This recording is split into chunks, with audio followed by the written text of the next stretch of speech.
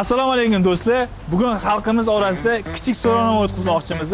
Xalqimiz gul qog'ozni tanlashadimi yoki bo'yoqnimi? Sizlar bilan birgalikda bu savolga javob qidiramiz. Qani ketdik.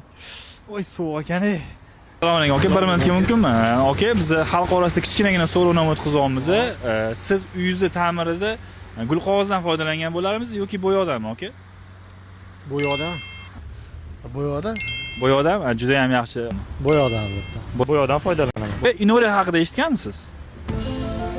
Eshitganman, lekin ko'zim tushmagan. Yo'q, eshitmaganman. Endi eshitdim.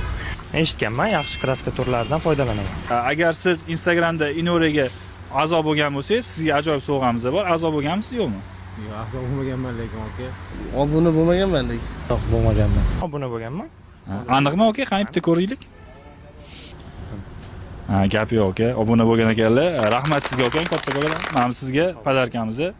Yaxshida ko'rishaylik aka, sog' bo'ling. Ko'rib turganingizdek, xalqimiz ko'pchilik bo'yoqni tanladi.